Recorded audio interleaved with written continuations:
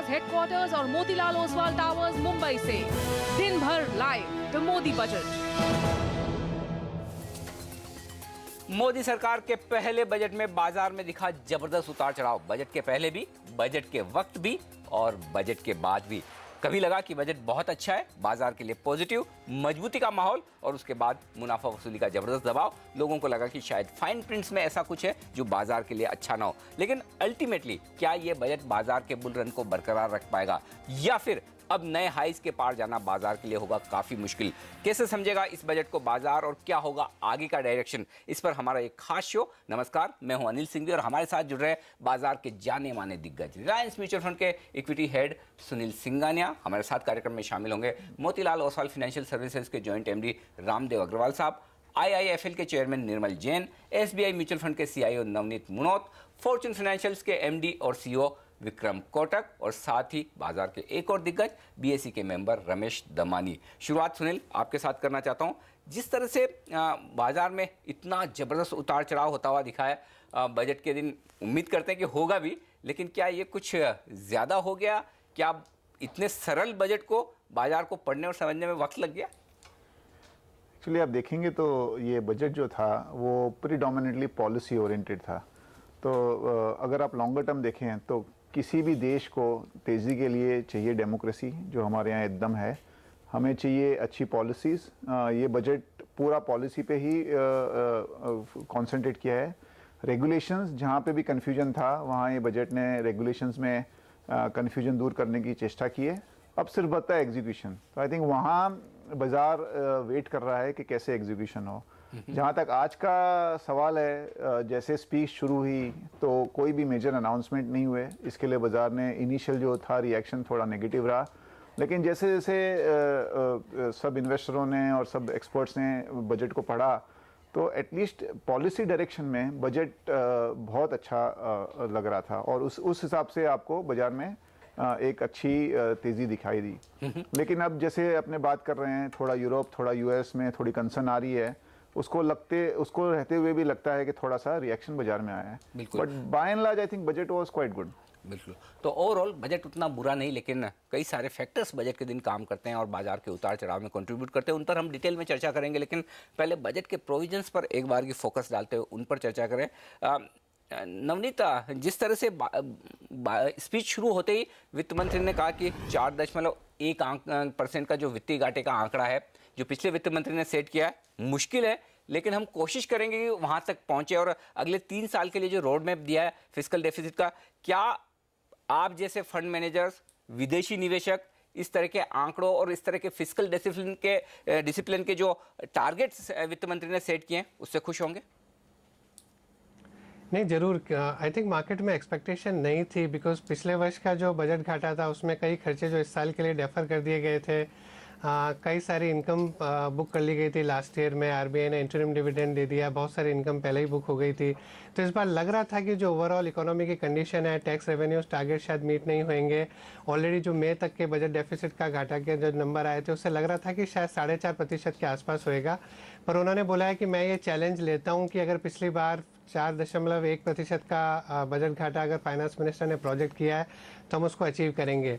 दो चीज़ें, थोड़ा सा मेरे को लग रहा है टैक्स रेवेन्यू के जो टारगेट्स हैं वो एग्रेसिव हैं। सब्सिडीज़ वगैरह भी थोड़ी सी एग्रेसिव टारगेट्स लग रहे हैं। शायद कुछ हो सकता है उनमें बढ़त हो और टैक्स रेवेन्यूज थोड़े कम हो, पर मेरे ख्याल में उन्होंने कहीं और कुछ कुशन रखा होगा। डिसइन्वेस्टमेंट करीब जो 60-65 हज़ार करोड़ की जगह हो सकता है 10-20 हज़ार करोड़ का, अगर या तो सूटी का जो स्टेक है या जो सम अदर लार्ज PSUs या कुछ अगर दूसरे तरीके से कुछ रेवेन्यूज रेस करके डिसइन्वेस्टमेंट्स में थोड़ा सा ज़्यादा जो बजट किया है वो करके, आई थिंक वो शायद 20-30 हज़ार करोड़ रुपया कहीं ना कहीं से और मैनेज करने की उन्होंने जगह छोड़ी होगी एक्सपेंडिचर कहीं और कट करने में। और मेरे को लग रहा है शायद उनको लगा होगा नंबर्स देखने के बाद कि शायद 4.1 4.2 अचीवेबल है, तभी उन्होंने दिया होगा। मेरे को नहीं लगता है कि आप जुलाई में बजट प्रेजेंट कर रहे हैं और आप फरवरी में आके बोलेंगे कि नहीं, मैंने उस समय 4.1 बोला था बट नहीं हो पाया, अभी ज़्यादा हो गया। मेरे ख्याल में उनको शायद ये आशा होगी कि शायद ये नंबर्स अचीवेबल है। फिस्कल डेफिसिट के नंबर उन्हें अचीवेबल भले ही लग रहे हो, लेकिन निर्मल जी आपसे जानना ये चाहता हूँ, क्या जिस बड़े मुद्दे पर बाजार सुनना चाहता था वो है एफडीआई का। जिस तरह से इंश्योरेंस और उसके साथ ही रियल एस्टेट से रिलेटेड कारोबार और डिफेंस में एफडीआई को लेकर उन्होंने सिचुएशन साफ की और खोलने की बात कही, क्या ये एक बड़ा बूस्टर हो सकता है मार्केट के लिए और इन तीनों ही इंडस्ट्री के लिए? एफडीआई बाजार के एक्सपेक्टेशंस के अनुसार आई है, क्योंकि इंश्योरेंस में ये डर था कि शायद वोटिंग राइट्स नहीं दें, मगर उन्होंने ऐसा कुछ राइडर नहीं रखा है।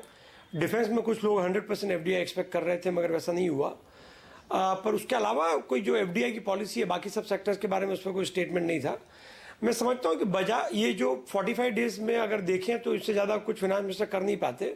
पर अगर बिग बैंग अनाउंसमेंट देखो तो बाजार शायद दो चीज़ों को जो एक्सपेक्ट कर रहा था वो नहीं हुई। एक था कि पेट्रोल और डीजल की सब्सिडी के ऊपर शायद कुछ इनको सब्सिडी हटा दी जाए, या सब्सिडी के जो पूरा जो एक स्ट्रक्चर है उसको एड्रेस किया जाए, भले वो फर्टिलाइजर सब्सिडी हो या फूड सब्सिडी हो या फ्यूल सब्सिडी हो। मगर उस चीज़ को शायद वित्त मंत्री ने इस बार टाल दिया। दूसरा जो था कि शायद लेबर एक्ट और लेबर लॉ रिलेटेड रिफॉर्म्स के ऊपर कुछ बात हो, तो वो भी नहीं हुई। पर इनको छोड़ के अगर देखें तो बाकी बहुत सारी चीज़ें हैं। मतलब हर एक कॉन्स्टिट्यूएंसी है उसके एक्सपेक्टेशंस को उन्होंने एड्रेस करने की कोशिश की है। छोटे इन्वेस्टर के लिए 2 का 2.5 लाख और 1 का 1.5 लाख कर दिया, जो एग्जेम्पशन लिमिट और टैक्स इन्वेस्टमेंट के जो एटीसी का डिडक्शन है। उसके अलावा मैन्युफैक्चरिंग के लिए उन्होंने इन्वेस्टमेंट अलाउंस किया है। पावर सेक्टर के लिए 10 साल तक का टैक्स हॉलीडे दिया है। और इंफ्रास्ट्रक्चर के लिए जो बैंकों की जो लैंडिंग है उसको काफ़ी ईजी कर दी है, क्योंकि उस पर SLR CRR से उन्हें रियायत दे दी है। तो इस तरह से अगर आप देखो तो हर क्षेत्र के लिए, एग्रीकल्चर के लिए बहुत सारी चीज़ें हैं, हाउसिंग के लिए बहुत सारी चीज़ें हैं। NHB का एलोकेशन बढ़ गया है। उसके अलावा इंटरेस्ट रेट और उसकी लिमिट बढ़ गई है। इंटरेस्ट रेट कम करने की बात हुई है। एफडीआई के रूल इजी हो गए हैं। तो ये सब चीज़ें उन्होंने बहुत सारी चीज़ों को एड्रेस करने की कोशिश की है। टैक्स की बहुत सारी अनोमलीज है, जो टैक्स जो ट्रांसफर प्राइजिंग रिलेटेड है, या एक जो म्यूचुअल फंड का आर्बिट्राज था, या आप अगर देखो एफआई के डोमिसाइल रिलेटेड जो इशू थे, तो ऐसी सब चीज़ों को एड्रेस करने की कोशिश की है। लेकिन निर्मल जी, क्या आप ये कह रहे हैं कि ये एक बोल्ड और out of the box budget तब होता जब इनकम टैक्स की एग्जेम्पशन लिमिट 2 लाख से 2.5 लाख न करके 5 लाख कर देते, या फिर पेट्रोल और डीजल की तरह ही केरोसिन और एलपीजी पर भी इसी तरह से धीरे धीरे हर वक्त थोड़ा थोड़ा सब्सिडी कम करने का तरीका जो पिछली सरकार ने ढूंढा था, वैसा कुछ वित्त मंत्री करते? हाँ, पर मैं समझता हूँ कि एक ढंग से अगर देखें तो ये काफ़ी समझदारी है कि वो चीज़ अभी नहीं की, क्योंकि सरकार को सिर्फ 45 डेज हुए हैं। और उससे क्या होता है कि एक बहुत अपोजिशन और पॉपुलिस्ट वेव आ जाती है इनके अगेंस्ट में। लोग मतलब पार्लियामेंट में बवाल हो जाता है। और अभी इनके पास 6-7 महीने हैं एक अच्छे बजट को पूरी तैयारी के साथ प्रेजेंट करने के लिए।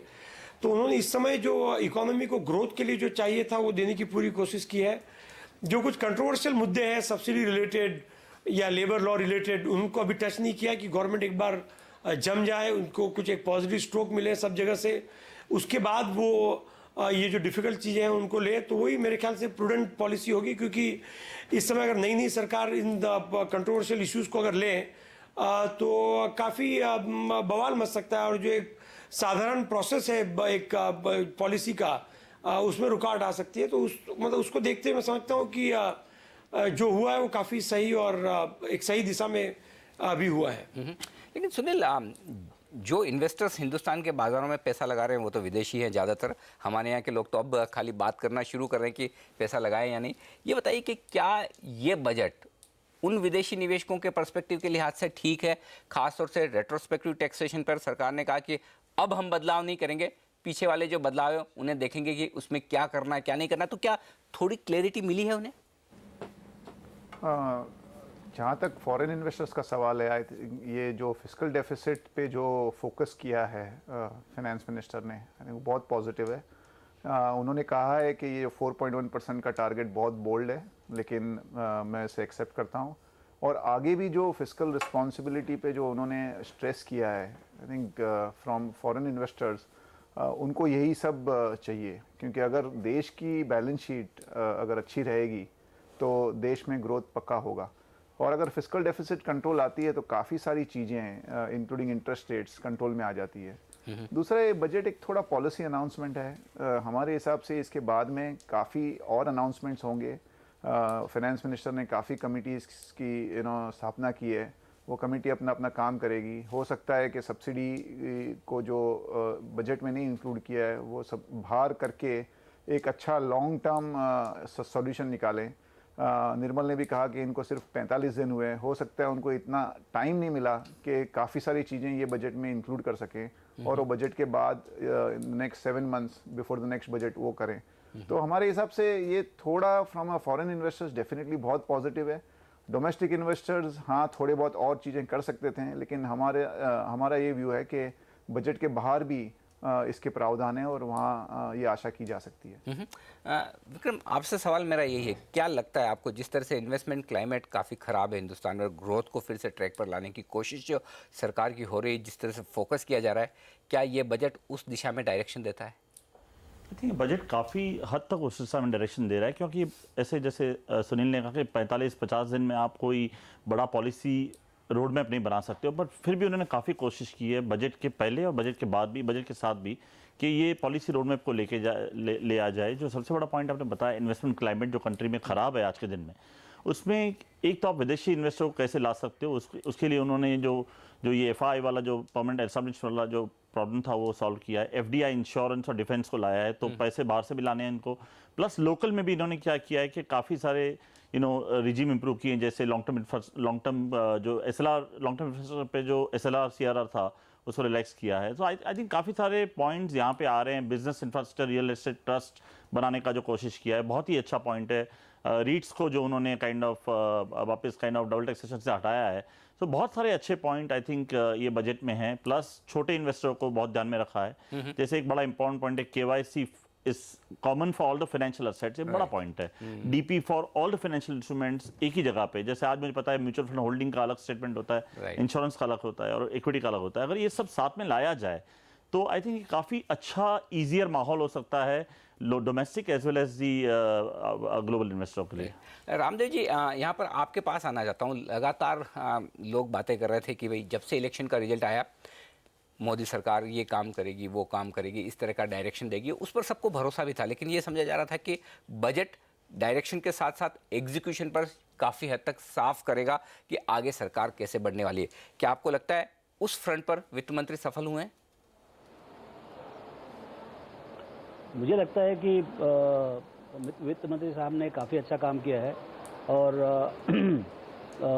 काफ़ी एवेन्यूज़, मतलब जैसे रीट्स का है, रीट्स का जो प्रोविज़न आया है, प्रावधान आया है, ये बहुत बड़ा है और किसी को अंदाज नहीं इसमें कितने पैसे आ सकते हैं, क्योंकि outside India the interest rate is very very low और यहाँ पर पूरा रियल एस्टेट में बहुत ज़्यादा इंटरेस्ट रेट है, मतलब यानी एक्चुअली मे बी 12%, 15% का नथिंग। अच्छा, करेंसी आपका स्टेबल है, इंटरेस्ट रेट डिफरेंशियल बहुत ज़्यादा है, आपके property prices on the upward move on a year on year basis. So I think on the whole REITs can get lot of money. So that is one. So he has tried to mobilize funds from all possible ways.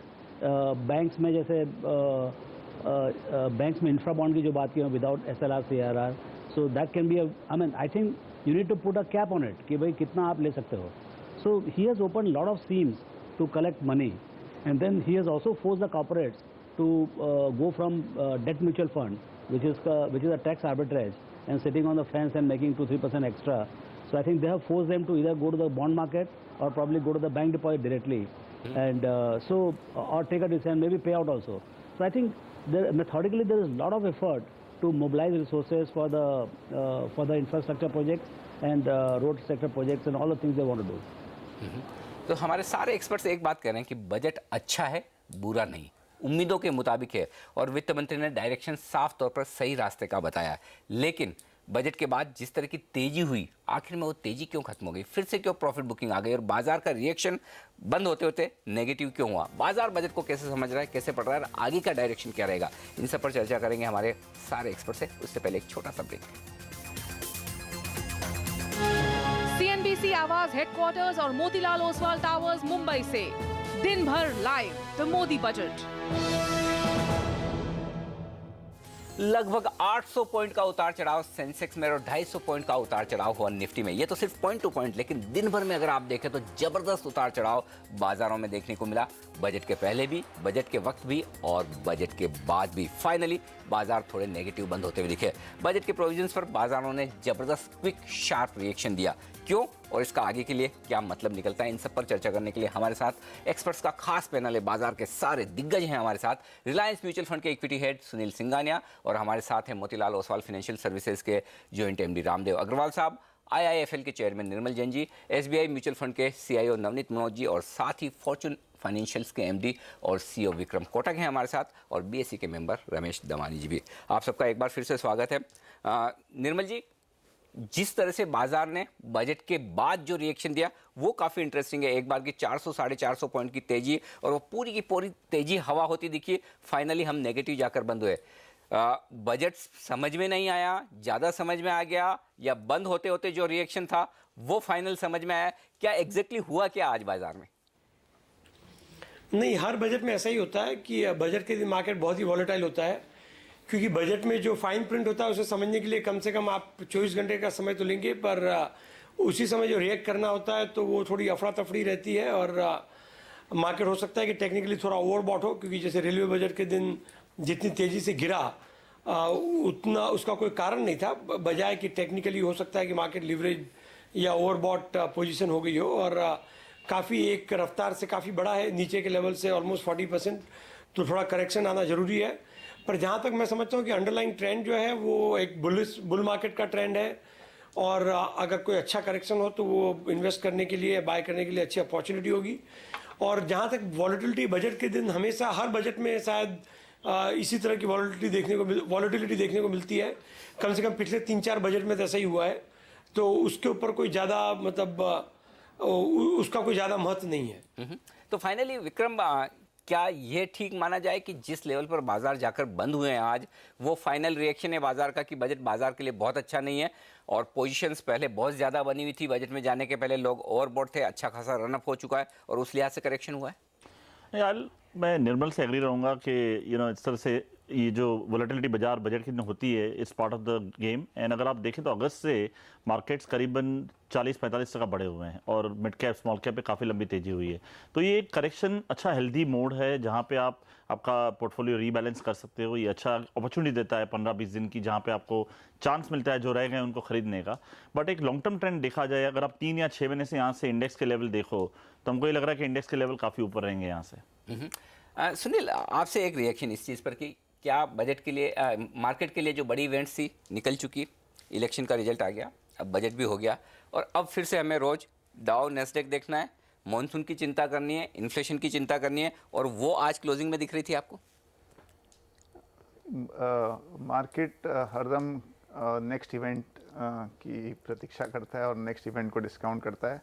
ये जो सब आप event बोले वो तो है ही, monsoon बहुत बड़ा एक इवेंट है, थोड़ा कंसर्न भी है।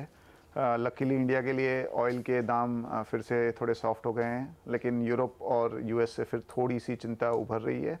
मोस्ट इम्पॉर्टेंट अभी अर्निंग सीजन शुरू हो रहा है और कल से इन्फोसिस का रिजल्ट है, तो मेरे हिसाब से नेक्स्ट 1 महीने अर्निंग सीजन भी काफ़ी इम्पॉर्टेंट रहेगा। तो मानसून है ही इम्पॉर्टेंट, बट अर्निंग सीजन भी नियर टर्म में डिक्टेट करेगा। हमारा व्यू है कि बाज़ार अच्छा कंसोलिडेट कर रहा है, थोड़ा और कंसोलिडेट करे तो और भी अच्छा है। जो एग्जीक्यूशन बहुत डिफ़िकल्ट हो गया था स्पेसिफिकली छोटे शहरों में, क्योंकि बहुत तेज़ी से बढ़ रहे थे, वो थोड़ा पॉसिबल होगा।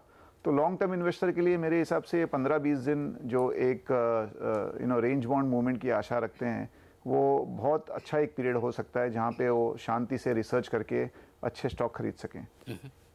रामदेव जी, जब पिछली बार मेरी आपसे बात हुई थी, आपने कहा था कि ये अनप्रेसिडेंटेड बुल रन है हिंदुस्तान के बाजारों में, जैसा पहले शायद कभी देखने को नहीं मिला, काफ़ी लंबा चलेगा, काफ़ी बड़ा होगा। आज का बजट क्या लगता है आपको, क्या इस बड़े बुल रन के लिए ब्रेक लगाने वाला है, स्पीड धीमे करने वाला है, या फिर हमें कोई फ़र्क नहीं पड़ता, हमारी वैसी की वैसी रफ्तार फिर से कल से, अगले हफ्ते से, अगले महीने से बरकरार रहेगी? एक तो पहली बात, जो ये जो बुल रन की बात कर रहे हैं वो कुछ 2-3 हफ्ते या महीने भर की बात नहीं है। ये काफ़ी मतलब सालों का मतलब ये मैंडेट 5 साल के लिए है। तो at least we should have a profile for 5 years। So ये जो बजट वगैरह जो आता है वो थोड़ा सा एक ब्लिप होता है, थोड़ा सा इवेंट बेस्ड हो जाता है। लेकिन एक तो पहली बात, जो बजट इतना डिसकंटिन्यूस नहीं था, बजट बहुत अच्छा था और ये एक्चुअली ये बुल रन को हेल्प करेगा. It's just a process to the next budget and I think execution will be the key. Budget में तो बहुत नंबर आते हैं, बहुत प्रोमिसेस होती हैं. सवाल ये है कि बजट में आप जो बोले वो करते हो कि नहीं करते हो. एंड 7-8 महीने में फिर से वापस फाइनेंस मिनिस्टर को आने का है. So he has to present whether he followed what he said or not. तो execution is going to the key apart from the proposals. So मेरे को लगता है कि this government is committed to the execution and they are known for execution. So if execution is good, I think this budgetary proposals don't matter that much, and that will lead the bull run is expected not because of the proposals but because of the superior execution. तो नवनीत, आप क्या कहेंगे, क्या ये एक normal profit booking है जो लगातार 3 दिनों से हम देख रहे हैं, चूंकि एक अच्छा रनअप हुआ है, या फिर आपको लगता है कि नहीं, अब ये ऐसी रेंज है, ऐसे लेवल से जहां पर बाजार को कुछ और वक्त बिताना चाहिए इससे पहले कि हम एक बड़ी तेजी की तैयारी करें? जैसा रामदेव जी ने बोला है, सरकार टेस्ट मैच खेलने आई है, लेकिन सब लोग वो T20 के जैसे उसको देख रहे हैं. सो ऐसा नहीं है कि वो 20 दिन में सब कुछ कर देंगे. 5 दिन खेलना है, पूरा 5 साल चलना है. सो बाजार में लंबी तेजी है. अगर आप बजट प्रोविजंस भी देखोगे, उन्होंने अब जैसे आप इंफ्रास्ट्रक्चर देखो, ports, airports, skill development, agriculture, national gas grid, solar energy, wind energy, मतलब इतनी सारी चीज़ें करी. और किस तरह से वो फंडिंग होएगी, वो सबसे बड़ा एस्पेक्ट है. गवर्नमेंट के पास ज़्यादा पैसे नहीं है क्योंकि फिस्कल डेफिसिट नहीं बढ़ने देना है. बैंकिंग सेक्टर की जो स्थिति है वो बहुत ज़्यादा लॉन्ग टर्म लोन्स नहीं दे सकते हैं. और जो इंफ्रास्ट्रक्चर डेवलपर्स हैं उनके भी बैलेंस शीट्स काफ़ी स्ट्रेस्ड है. सो एक नया इनोवेटिव और बोल्ड मेथड चाहिए कि आप किस तरह से उनको फंड करें. तो सरकार एक एनवायरनमेंट क्रिएट कर रही है, ईज ऑफ डूइंग बिजनेस कर रही है, चाहे FDI रेगुलेशन हो, चाहे और दूसरे रेगुलेशन हो, ताकि ईज हो, ताकि लोग बाग आ सकें और उसको फंड किया जा सके, फॉरेन इन्वेस्टर से भी और डोमेस्टिक इन्वेस्टर से भी. तो एक एनवायरनमेंट क्रिएट हो गया है. अगले कई वर्षों तक बहुत सारी कंपनियों को बहुत बेनिफिट होएगा. जो भी आज पूरा मैन्युफैक्चरिंग सेक्टर लास्ट 5 सालों में इतनी तकलीफ से गुजरा है, उनके लिए अगले कई वर्ष बहुत अच्छे हैं. तो बहुत सारी अपॉर्चुनिटीज़ आएगी बाजार में. और कोई भी ऐसा करेक्शन आता है, क्योंकि ग्लोबल मार्केट्स में भी थोड़ी सी वॉलेटिलिटी देखने को मिली है, US और यूरोप के बाजारों में, तो उनका भी हमारे पर असर आया है. और मेरे ख्याल में थोड़ी सी वहाँ पे वॉलेटिलिटी रहती है, तो शायद यहाँ के इन्वेस्टर्स जिन्होंने पिछले 5 साल तक ये तेज़ी मिस कर दी है, मेरे ख्याल में उनके लिए अपॉर्चुनिटी कि अगले 5 साल के लिए हम और मिस नहीं करें. और सरकार ने और भी कई जो वेज है कि डोमेस्टिक सेविंग्स किस तरह से कैपिटल मार्केट में आए, बॉन्ड मार्केट में आए, इक्विटी मार्केट में आए, आई थिंक उसके लिए भी काफ़ी प्रावधान किए हैं. तो मेरे ख्याल में एक निवेशकों के लिए अगर ये करेक्शन आता है, थोड़ा और आता है, तो एक अच्छा मौका होगा कि आप थोड़ा सा लॉन्ग टर्म व्यू लेकर के एक्विटीज़ खरीदें. तो नवनीत जी, आपने, रामदेव जी ने एक अच्छी इंटरेस्टिंग बात कही कि खेलना टेस्ट मैच है, सोचते हम T20 की तरह है, लेकिन दिक्कत यही है कि बाजार के जो खिलाड़ी हैं ना, उनके आदर्श है महेंद्र सिंह धोनी, जो टेस्ट मैच, वनडे टीम और T20 तीनों ही टीम के कैप्टन्स हैं. तो अब ये तीनों तरह के जो खिलाड़ी हैं जो इस मैच को खेल रहे हैं बाजार को, उनके लिए बाजार का डायरेक्शन क्या है, इन सब पर बातचीत करेंगे हमारे सारे एक्सपर्ट से एक छोटे से ब्रेक के बाद. CNBC आवाज हेडक्वार्टर्स और मोतीलाल ओसवाल टावर्स मुंबई से दिन भर लाइव द मोदी बजट. और मोदी बजट ने दिन भर बाजार को आज कंफ्यूज रखा. कभी लगा कि बजट काफी अच्छा है, जमकर तेजी होती दिखी, और बाजार बंद होते होते वो तेजी पूरी तरह से गायब, और लोगों को लगा कि शायद बजट उतना अच्छा नहीं जितना बजट सुनने और समझने के बाद लगा. लेकिन आगे बाजार का डायरेक्शन कैसा रहेगा, हमारे साथ हैं हमारे सारे एक्सपर्ट, सुनील सिंघानिया, कोटक, रामदेव अग्रवाल, निर्मल जैन, नवनीत मनोत, और हमारे साथ जुड़ेंगे रमेश दवान जी भी. एक सिंपल सवाल, अब चूंकि हम ये कह रहे हैं कि बाजार थोड़ा यहाँ वक्त बिताएगा, ट्रेडिंग रेंज में रहेगा, बहुत तेजी की जल्दी नहीं है, बहुत मंदी होने वाली नहीं है. विक्रम, पहले शुरुआत आपसे करता हूँ, क्या दिखेगा पहले, 8,000 या 7,000 निफ्टी पर? मुझे लगता है 8,000 पहले दिखेगा आफ्टर दिस कंसोलिडेशन. 7,000 काफ़ी दूर है, और जिस तरह से ये जो क्लैरिफिकेशन फॉरेन लोगों के लिए आया, प्लस जो मैं इन्फ्लो देख रहा हूँ लास्ट 2 महीने में, जो नवनीत और सुनील एग्री करेंगे म्यूचुअल फंड इंडस्ट्री में, तो थोड़ा सा इंटरेस्ट वापस आ रहा है रिटेल का. जब वो रिटर्न देखते हैं, जब ये ईज देखते हैं, तो पैसा आना वापस चालू हुआ है. तो ये मुझे लग रहा है कि मार्केट को ज़्यादा नीचे जाने नहीं देगा, बिकॉज काफ़ी फीलिंग मार्केट में ऐसी है कि आप रह गए हो, काफ़ी लोग ने इन्वेस्ट नहीं कर पाए हैं. जब मार्केट इतनी स्पीड से बढ़ा है और इतने लो वॉल्यूम से बढ़ा है, तो ऐसा लग रहा है कि एक बार काफ़ी लोग का अंदर आना बाकी है. तो मेरा ये मानना है, प्लस फॉरेन इन्वेस्टर का, काफ़ी फंड से मैं बात करता हूँ ग्लोबली, जहाँ पे ऐसा है कि US के काफ़ी फंड से अब तक इंडिया में एंट्री नहीं की है. तो मुझे ऐसा लग रहा है कि अगर ये बजट डायरेक्शनली अच्छा है, जहाँ पे गवर्नेंस, एग्जीक्यूशन, इंप्लीमेंटेशन पे बात की है, और अगर ये कर दिखाते हैं, तो मुझे लगता है कि बाजार बाय ऑन डिप्स रहेगा, और ऐसी बड़ी 8-10% की मंदी आने का चांसेस काफ़ी कम है, unless you have oil prices shock or let's say something which is not in our hands as of now. तो और मुझे वो भी लगता है इराक में जो कुछ हुआ उससे बड़ा शौक तो क्या है? उससे बड़ा शॉक क्या होगा? तो ऑयल एनीवे नीचे ही ड्रिफ्ट कर रहा है अभी, बट मेरा ये मानना है कि अनलेस यू दैट 140 150 का ऑयल या ऐसा कुछ आ जाए जो काफी नेगेटिव हो, जो मुझे लग नहीं रहा है इनफोर्सेबल फ्यूचर। सो उसके हिसाब से देखें तो बाजार शायद 8000 पहले जाएगा और स्लोली ऊपर के ट्रेंड में रहेगा। रामदेव सर, क्या ये मानना सेफ है, समझना सेफ है कि इलेक्शन के वक्त जो कुछ हमने लोज बनाए थे 7150 7200, कम से कम भले ही करेक्शन हो, हम यहाँ वक्त बिताएं, उन्हें आसानी से तोड़ेंगे नहीं और नए हाइज बनने की संभावनाएं ज्यादा है इस बाजार में? क्योंकि देखिए 7200 16 तारीख को था। 16 तारीख को बीजेपी को, नरेंद्र मोदी साहब को, पूरे देश को ये नहीं मालूम था कि it will be 272 plus BJP. I mean at best they were expecting 272 plus NDA, but not 272 plus BJP and 342 NDA. So clearly, I mean, I'll be extremely surprised if market corrects below 7200. So यहाँ से correction बहुत limited होना चाहिए, short होना चाहिए, shallow होना चाहिए, और फिर मतलब आगे कितना fast बढ़ेगा, कभी बढ़ेगा, क्योंकि your 200 days moving average is at about 65-6600. तो ये थोड़ा gap जो उसके लिए resting मेरे ख्याल से जरूरी है, तो थोड़ा दिन लग सकता है, लेकिन बिलो 7200 जाने का तो बहुत कम लगता है, और 8000 होना ही चाहिए, मतलब यानी थोड़ा समय बीतने से we should see first 8000 before any possibility of seeing 7000। Right. Navneet ji, आप क्या कहेंगे? क्या अब आने वाले कुछ दिन बड़े सुस्ती के और छोटी रेंज की ट्रेड वाले और बड़ा उतार चढ़ाव नहीं देखने वाले ऐसे होंगे, और क्या करेक्शन टाइम वाइज ज़्यादा होता नजर आएगा या फिर आपको पॉइंट वाइज? सो एक टॉप डाउन व्यू था कि इंडिया अच्छा है, नई गवर्नमेंट आ गई, डिसाइसिव गवर्नमेंट आ गई, मैक्रो बॉटम हो गया और अभी तेजी है, वो एक हो गया, इवेंट ये बड़ा निकल गया।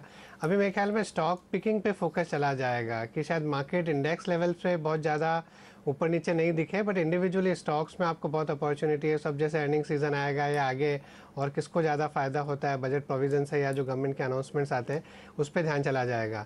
Day to day next couple of days मेरे ख्याल में वही फोकस बैक टू वापस ग्लोबल मार्केट्स, क्या हो रहा है यूएस यूरोप में, थोड़ा सा उसका फ़र्क पड़ेगा, और यहाँ पे जो भी अनाउंसमेंट्स गवर्नमेंट के आएंगे, तो मेरे ख्याल में थोड़े अगले दिन बाजार कंसोलिडेट करेगा गेंस को। बहुत ज़्यादा मंदी नहीं दिखती है, क्योंकि मेरे ख्याल में जो यहाँ के जो निवेशक हैं, भारत में तो लोगों ने लगाया ही नहीं है पैसा, भी स्टार्ट हुआ है, 2 महीने हुए हैं खाली म्यूचुअल फंड्स में पॉजिटिव फ्लो आते हुए, तो बहुत लंबा आई थिंक अभी समय है जहाँ पर बहुत निवेशकों को पैसा लगाना है। तो थोड़ा थोड़ा जैसे भी नीचे जाएगा, मैं क्वाइट होपफुल हूँ कि यहाँ के निवेशक पैसा लगाएंगे नीचे में।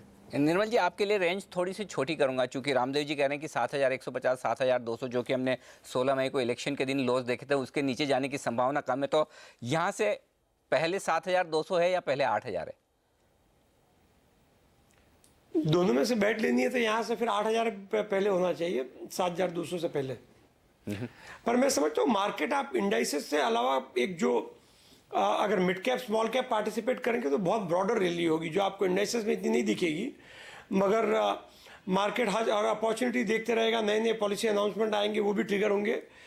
तो अंदरूनी जो है, मैं समझता हूँ कि तेजी का ही मार्केट है, और इसमें अगर एक पे बैट लगानी है तो मैं कहूँगा कि 8000 पहले होगा। सुनील, सब लोग कह रहे थे कि शायद इस बजट के वक्त या बजट के तुरंत बाद 8000 के लेवल पर हम दिखेंगे, हालांकि अब थोड़ा सा वो दूर नज़र आ रहा है, लेकिन मैं थोड़ा सा लॉन्गर व्यू आपसे लेना चाहूँगा, अब से लेकर अगले बजट तक जो कि शायद फरवरी के अंत में आएगा। क्या यहाँ से निफ्टी पर 20% की अपसाइड पॉसिबल है? देखिए अनिल जी, अभी बजट अपने पीछे है, काफ़ी पॉलिसी अनाउंसमेंट्स होने हैं।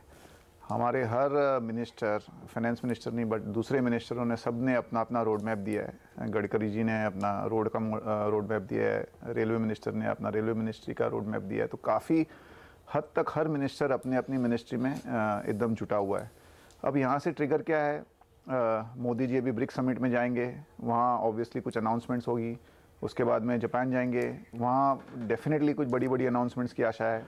उनकी फ़र्स्ट विज़िट जो यूएस में है वो सितंबर में होनी है, वहाँ पे भी काफ़ी मिनिस्टर्स भी जा रहे हैं। एक उधर इंडिया का कॉन्फ्रेंस भी है जो काफ़ी मिनिस्टर्स अटेंड कर रहे हैं, तो वो भी एक काफ़ी अनाउंसमेंट्स होनी है। और मेन जो है आई थिंक जो इकोनॉमी में जो अभी एक वाइब्रेंसी आई है, उसका जो इम्पैक्ट सेल्स पे और कॉर्पोरेट अर्निंग्स पे होना है, वो हमारे हिसाब से दिसंबर से दिखना शुरू हो जाएगा। और उन सब को देखते हुए यहाँ से लेके अगले बजट तक काफ़ी पॉजिटिव अनाउंसमेंट्स की आशा है। तो we should not look only at budget and ये कह देंगे कि बस अभी अगले बजट तक कुछ नहीं हो सकता है। यहाँ से लेके अगले बजट तक बहुत सारी पॉजिटिव अनाउंसमेंट्स होनी है, बहुत सारा you can say uptick in the economy hopefully देखनी है। तो we would be very very constructive. Nirmal ji, आपसे जानना ये चाहता हूँ, अब यहाँ से लेकर आगे की तेजी में लीडरशिप कहाँ से आएगी? कौन से सेक्टर्स, कौन से स्टॉक्स आपको लगते हैं जो कि ज़्यादा बेहतर प्रदर्शन करेंगे? मैं समझता हूँ इंफ्रास्ट्रक्चर, कैपिटल गुड्स, बैंक्स, ये सेक्टर्स अब लीड करेंगे। नवनीत जी, आप क्या इस बजट को देखने के बाद, चूंकि आप ये कह रहे हैं कि अब स्टॉक स्पेसिफिक ज़्यादा होना पड़ेगा, क्या आपको लगता है कि पोर्टफोलियो की रीबैलेंसिंग का वक्त है और ज़्यादा एग्रेसिव सेक्टर्स जो कि निर्मल जी सुझा रहे हैं उसके बजाय क्या कहीं आप डिफेंसिव पर अब वेटेज बढ़ाएंगे? नहीं, मेरे ख्याल में नहीं, डिफेंसिव नहीं। शायद जिस तरह से अब ग्रोथ अगर रिवाइव होती है, इन्वेस्टमेंट साइकिल अब रिवाइव होगा, गवर्नमेंट के जो भी अनाउंसमेंट्स आए हैं ताकि फंडिंग इंप्रूव हो, तो ओवरऑल सिक्लिकल से ज़्यादा चलेंगे और अगले कई वर्षों तक मेरे ख्याल में बहुत अपॉर्चुनिटीज़ है उधर। And overall mid and small caps में मेरे ख्याल में बहुत अपॉर्चुनिटीज़ है। इंडिविजुअल स्टॉक पिकिंग पर अगर आप ज़्यादा ध्यान दें और टॉप डाउन व्यू के बजाय मेरे ख्याल में बॉटम अप स्टॉक पिकिंग का समय है। रामदेव जी, बैंक्स आपको काफ़ी पसंद है। इस बार बैंक्स के लिए कुछ स्पेशल अनाउंसमेंट भी आते हुए दिखे। 43,000 करोड़ रुपए बैंक्स की इक्विटी बेचकर वित्त मंत्री जुटाना चाहते हैं और जनरली ज़्यादातर ये इक्विटी शायद हिंदुस्तान के रिटेल शेयर होल्डर्स को बेची जाए, इस तरह की योजनाएं। क्या लग रहा है आपको, लगता है कि अब यहाँ से लेकर तेजी जो बरकरार रहेगी, बैंक्स की तरफ से लीडरशिप आ सकती है, PSU बैंक्स बहुत बेहतर प्रदर्शन करेंगे, खरीदारी के मौके होंगे वहाँ पर? Banks will definitely participate. मेरे ख्याल से प्राइवेट सेक्टर बैंक भी पार्टिसिपेट करेंगे। जो अच्छे बैंक्स हैं जिनके बैलेंस शीट सही है, देखिए अभी आपको इंफ्रास्ट्रक्चर फंडिंग करनी है तो इंफ्रास्ट्रक्चर जो बॉन्ड्स कौन इशू कर सकते हैं? जो अच्छे बैंक है वही कर सकते हैं, तो उनको ही बेनिफिट आने वाला है, उनका ही बैलेंस शीट एक्सपांशन होगा, उनका ही प्रॉफिट बढ़ेगा। So I think I would focus on to all the good companies. Quality, I will not compromise on quality, whether it is cyclical or size. I mean if it is mid cap then also quality, if it is cyclical then also quality, because जितनी अच्छी companies हैं वही ये जो तेजी है उसमें participate कर पाएंगी, और जो खराब कंपनीज हैं उनको तो अभी अपना बैलेंस शीट रिपेयर करने में लग जाएगा। सो नए कॉन्ट्रैक्ट्स, बड़े कॉन्ट्रैक्ट्स, अच्छे कॉन्ट्रैक्ट सब अच्छी कंपनीज को मिलेंगे, और जो कंपनी जिनका business model is broken down, I think they will still suffer, they will take time to recover. Vikram, आपकी स्टॉक पिकिंग के काफ़ी लोग फैन हैं, मैं ये जानना चाहता हूँ अब आप किस स्पेस में स्टॉक्स चूज करने वाले हैं?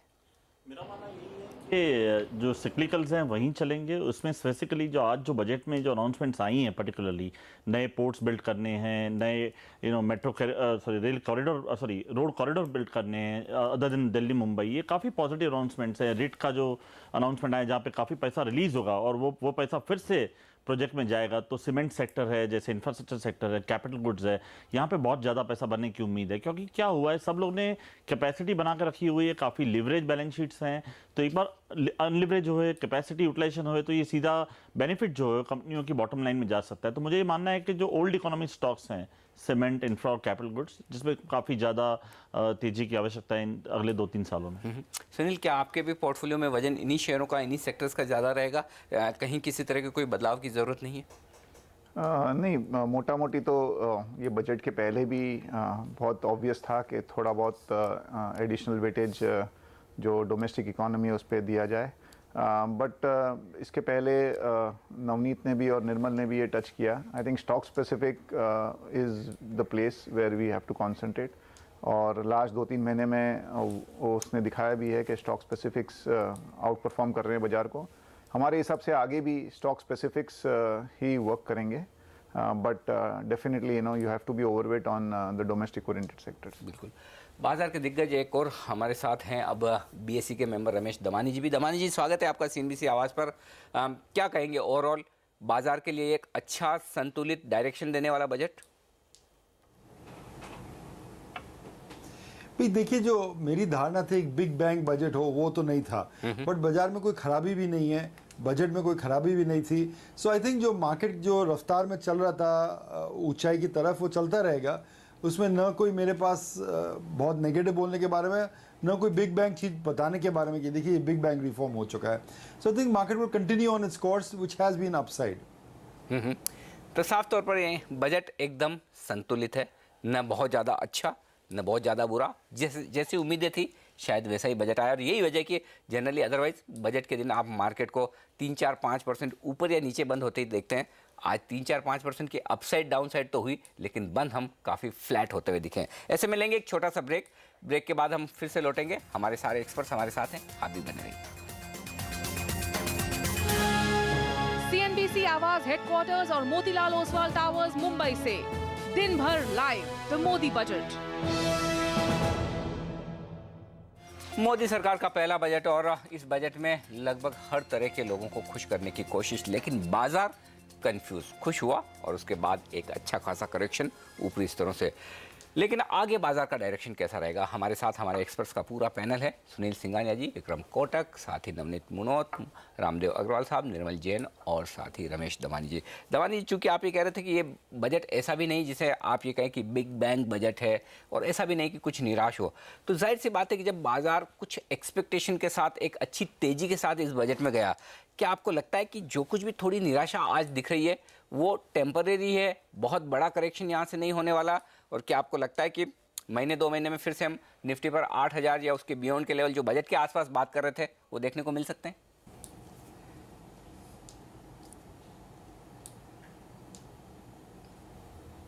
दमानी जी, ये सवाल किसके लिए? जी दमानी जी, आपके लिए। हाँ जी जी, आप करेक्टली बताएं कि मुझे लगता है कि कोई खास निराश होने की बाजार नहीं है। I think Modi strong suit has been implementation, कि वो प्रोजेक्ट को निर्णय देगा, मिनिस्ट्री से फाइल मूव कराएगा। So I think the market will resume its course. I think it was probably due for a correction. Budgets and our key economic events, the major risk is away and market will continue. I think जहाँ मेरा हिसाब है, it's a good time to go pick stocks and buy businesses and remain invested in the Indian market. लेकिन अब से लेकर अगले budget तक जो 8-9 महीनों का वक्त है, क्या 10 से 15% की मार्केट में यहाँ से अपसाइड की उम्मीद करना रीजनेबल है? I think so. I think it is reasonable to expect a 10 to 15% gain in the markets. There are events on the way. आज कोई पोर्चुगाल में बैंक का थोड़ा प्रॉब्लम आ रहा है, दूसरे इराक ईरान में रफड़ा चल ही रहा है. There will continues to be things like that. So market will always yo-yo between optimism and pessimism. But I think the bet is to remain invested in India. I think maybe 7,500, 7,450 will be a floor at the Nifty. And that should be a good support level for the market. एक और सवाल यहाँ पर अब ये है कि यहाँ से आपको जब बाजार में अपसाइड दिख रही है, तेजी दिख रही है, आपको क्या लगता है कहाँ से लीडरशिप आएगी? कौन से सेक्टर, स्टॉक्स, थीम्स काम करती हुई दिखेगी बाजार में? I think we'll have to go through the fine print of the budget to see budget related impact क्या होगा. Obviously some real estate stocks will have a huge budget related impact. Footwear stocks, because excise duty has been reduced on footwear, will have some budget related impact. But I tend not to look at these things. We always want to find a good business at a cheap valuation, and I think there are plenty of those around. So there will be some people who will benefit enormously from this budget, and we will find them in the next few days. But generally, it's a good time to remain invested in India, whether it's in technology, whether it's in infrastructure, whether it's in pharmaceuticals. I think they will all continue to do well. Right, तो यानी कि defensive भी और खास तौर से कुछ sectors ऐसे हैं जो इकोनॉमी की ग्रोथ के साथ जुड़े हैं, दोनों में तेजी के मौके बनेंगे। इससे पहले कि मैं विदा लूँ आपसे, सबसे एक बात जरूर पूछना चाहता हूँ। रामदेव जी, शुरुआत आपके साथ करता हूँ। क्या फील कर रहे हैं आप इस बजट के बाद? आप मार्केट पर थोड़े नेगेटिव हैं, न्यूट्रल है या फिर बुलिश हैं? मैं तो काफ़ी दिन से बुलिश हूँ, मतलब हमेशा ही बुलिश रहा हूँ। सो ये बजट एक बड़ा इवेंट था। इससे एक ये था कि भाई कैसे बजट आएगा, कोई पहला बजट है, जेटली साहब थोड़ा न्यू है फाइनेंस मिनिस्ट्री में। So I think now the confusion is over and we are on the right path. Though it is not a big bang, but I think the bigger bang will come in next budget. So I think the market जैसे यहाँ से next budget तक and 1 year basis I think it will be significantly bigger than 10-15%. I think that the bullishness is going to just build from here. Oh wonderful. तो यानी कि यहाँ से 10-15% तक की अपसाइड में देखिए काफ़ी बड़ी अपसाइड बाजार में बनेगी। और अगर बाजार में यानी कि सेंसेक्स निफ्टी में इतने अपसाइड बननी है तो आप समझ सकते हैं कि मिड कैप और स्मॉल कैप शेयरों में कितनी बड़ी अपसाइड बन सकती है। नवनीत जी, आप भी बाजार पर पॉजिटिव है, तेजी का रुझान आपका बरकरार है। ऐसे में ये बताइए कि आप bullish, super bullish, ultra bullish, आप क्या फील कर रहे हैं? नहीं, अच्छा, अगले कई सालों तक इकोनॉमिक ग्रोथ बढ़नी है, धीरे धीरे इन्फ्लेशन कम होना है, वही सबसे अच्छा पॉजिटिव एनवायरनमेंट होता है। कॉर्पोरेट अर्निंग्स बढ़नी है 15-18% अगले 5-7 साल। बहुत सारी अपॉर्चुनिटीज़ है इंडिया के लिए। आई थिंक एक गोल्डन पीरियड है इंडिया का, होपफुली नेक्स्ट कई सालों तक। और दुनिया में बहुत दूसरे कम देश हैं, बहुत कम इकॉनमीज़ हैं जहाँ पर ऐसी अपॉर्चुनिटीज़ हैं। सो वहाँ के निवेशक भी आएंगे, FDI भी बहुत आएगा। मेरे ख्याल में पिछले कई सालों में खाली FII इन्वेस्टमेंट देखा है, काफ़ी FDI इन्वेस्टमेंट देखेंगे, बहुत सारे नए क्षेत्र खुलेंगे और बहुत अपॉर्चुनिटीज़ है मेरे ख्याल में। और निवेशकों को मेरे ख्याल में पूरा जितना आप फ़ायदा उठा सकते हैं अगले कई वर्षों तक, ऐसी जो गोल्डन अपॉर्चुनिटी हमारी इकोनॉमी में आ रही है और मार्केट्स में भी रिफ्लेक्ट होगी और आप पैसा बना सकते हैं, तो उसका पूरा फ़ायदा उठाना चाहिए। बिल्कुल। और आप क्या कहेंगे सुनील? बड़ी अपॉर्चुनिटी है, तेज़ी के लिए तैयार रहना चाहिए। जो लोग हर बार इवेंट का इंतज़ार करते हैं, ये हो जाएगा उसके बाद सोचूंगा, उनके लिए इलेक्शन के रिजल्ट भी निकल गए, बजट भी आ गया, क्या पैसा लगाने का यही सही वक्त है इस वक्त बाजार में?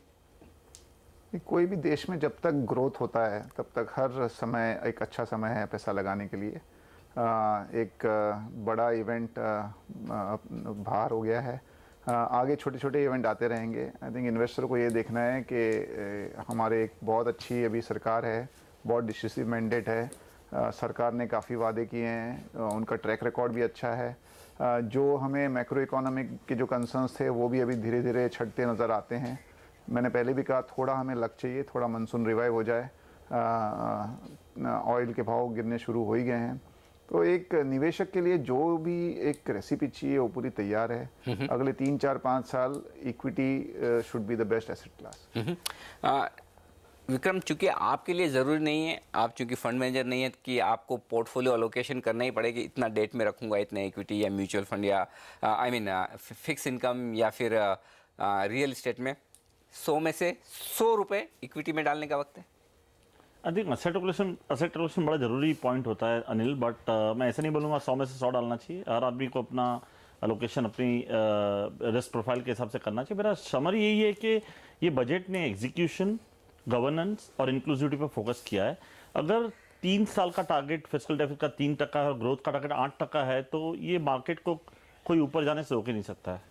और अगर आप देखिए कि जो हमारे प्राइम मिनिस्टर हैं जिन्होंने गुजरात में इंप्लीमेंट किया पिछले 10 सालों में, अगर वो टीम फिर से यहाँ पे इंप्लीमेंट कर सकती है तो ये सुनहरा पीरियड होगा। जैसे नवनीत ने बताया कि और वर्ल्ड में कहीं अपॉर्चुनिटी बहुत कम जगह पे हैं, तो ऐसे माहौल में इंडिया को बहुत बड़ा फायदा हो सकता है। और जो अपना बेस है, डाइवर्सिटी है सेक्टर्स की, वो कहीं और नहीं है, तो ये बड़ा फायदा हो सकता है। दमानी जी, जाने से पहले एक राय आपसे जरूर लेना चाहूंगा सरकारी कंपनियों पर, क्योंकि आपको PSU बुल माना जाता है, आप काफी बुलिश रहे और इन कंपनियों ने काफी जबरदस्त परफॉर्मेंस दी है इस पूरे बुल रन में।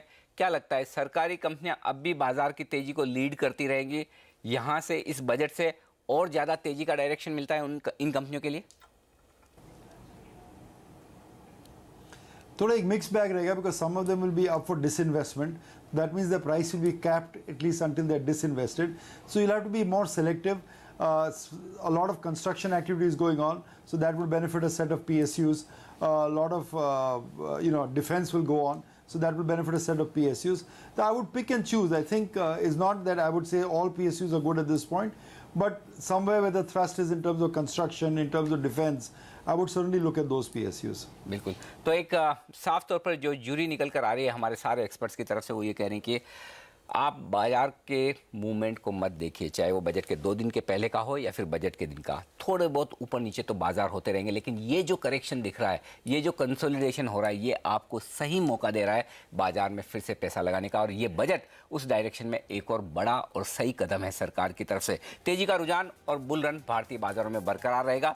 विदेशी निवेशक पसंद कर रहे हैं बजट को, बुलिश है भारतीय बाजारों पर। आपके लिए भी वक्त है इस बाजार में पैसा लगाने का। बहुत बहुत शुक्रिया हमारे सारे एक्सपर्ट्स का, नवनीत जी, साथी सुनील, विक्रम, रामदेव जी और रमेश दवान जी, आप सबका बहुत बहुत शुक्रिया इस खास चर्चा में हमारे साथ जुड़ने और राय देने के लिए। इस खास शो में आज के लिए इतना ही। दीजिए मुझे इजाजत, बने रहिए हमारे साथ CNBC आवाज़ पर। नमस्कार। CNBC आवाज हेडक्वार्टर्स और मोतीलाल ओसवाल टावर्स मुंबई से दिन भर लाइव द मोदी बजट।